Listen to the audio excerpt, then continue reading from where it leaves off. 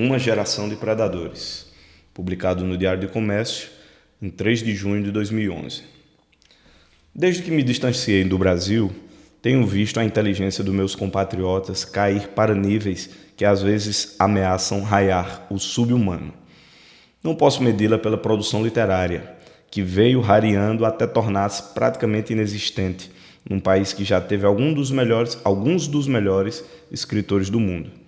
Meço-a pelas teses universitárias que me chegam, cada vez mais repletas de solecismos e contrassensos grotescos, pelos comentários de jornal, pelos pronunciamentos das chamadas autoridades e, de modo geral, pelas discussões públicas. Em todo esse material, o que mais salta aos olhos não é o vazio de ideias, não é a estupidez dos raciocínios, não é nem mesmo a miséria da linguagem. É a incapacidade geral de distinguir entre o essencial e o acessório, o decisivo e o irrelevante. Não há problema, não há tema, não há assunto que, uma vez trazido ao palco, ou picadeiro, não seja infindavelmente ruído pelas beiradas, como se não tivesse um centro, um significado, um sentido em torno do qual articular uma discussão coerente. Cada um que abre a boca quer externar apenas algum sentimento subjetivo deslocado e extemporâneo, exibir bom mocismo, angariar simpatias ou votos, como se se tratasse de uma rodada de apresentações pessoais num grupo de psicoterapia, e não de uma conversa sensata sobre, digamos, alguma coisa. A coisa, o objeto, o fato, o tema, coitado, fica esquecido num canto, como se não existisse, e depois de algum tempo cessa mesmo de existir. A impressão que me sobra é a de que toda a população legente e escrevente está sofrendo de síndrome de déficit de atenção. Ninguém consegue fixar um objeto na mente por 10 segundos. A imaginação sai logo voando para os lados e tecendo embevecida um rendilhado de frivolidades em torno do nada.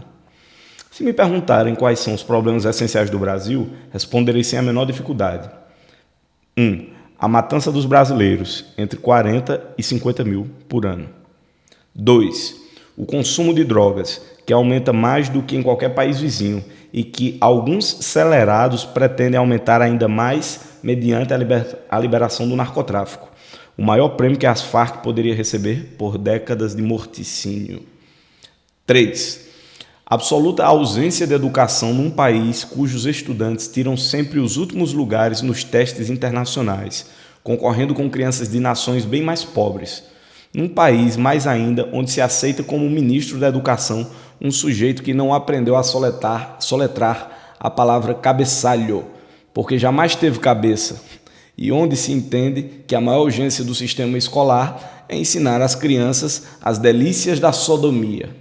Sem dúvida, uma solução prática para estudantes e professores, já que o exercício dessa atividade não requer conhecimentos de português, de matemática ou de coisa nenhuma, exceto a localização aproximada das partes anatômicas envolvidas. 4. A falta cada vez maior de mão de obra qualificada de nível superior, que tem de ser trazida de fora porque das universidades não vem ninguém alfabetizado. 5. A dívida monstruosa acumulada por um governo criminoso que não se veste de estrangular as gerações vindouras para conquistar os votos da presente e que ainda é festejado por isso como salvador da economia nacional. 6. A completa impossibilidade da concorrência democrática num quadro onde governo e oposição se aliaram com o auxílio da grande mídia e a omissão cúmplice da classe rica para censurar e proibir qualquer discurso político que defenda os ideais e valores majoritários da população, abomináveis ao paladar da elite. 7. A debilitação alarmante da soberania nacional, já condenada à morte pela burocracia internacional em acessão e pelo cerco continental do Foro de São Paulo. Aquela entidade que até ontem nem mesmo existia, não é? 8. A destruição completa da alta cultura, num estado catastrófico de favelização intelectual, onde a função de respiradouro para a grande circulação de ideias do mundo, que caberia à classe acadêmica como um todo, é exercida praticamente por um único indivíduo, um último sobrevivente, que em retribuição leva pedradas e cuspidas por todo lado, especialmente dos plagiários e usurpadores que vivem de parasitar o seu trabalho. Se me perguntam a causa desses 8 vexames colossais, digo que é a coisa mais óbvia do mundo. 40 anos atrás, as instituições que se gabam de ser as maiores universidades brasileiras lançaram na praça uma geração de pseudo-intelectuais morbidamente presunçosos, que na juventude já se pavoneavam de ser a parcela mais esclarecida da população. Hoje essas mentes iluminadas dominam tudo: sistema educacional, partidos políticos, burocracia estatal, diabo, moldando o país à sua imagem e semelhança.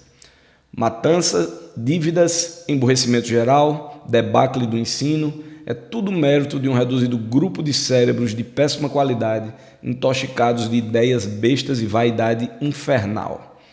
Dentre todas as gerações de intelectuais brasileiros, a pior, a mais predatória, a mais destrutiva.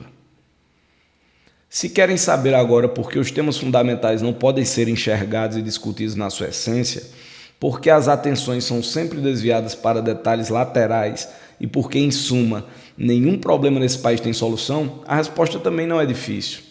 Quem molda os debates públicos, por definição, é a elite dominante, e esta não permite que nada seja discutido, exceto nos moldes do seu vocabulário, dos seus interesses, da sua agenda, da sua irresponsabilidade psicótica, da sua ambição megalômana, da sua autoadoração abjeta. Enquanto vocês não perderem o respeito por essa gente, nada de sério se poderá discutir no Brasil.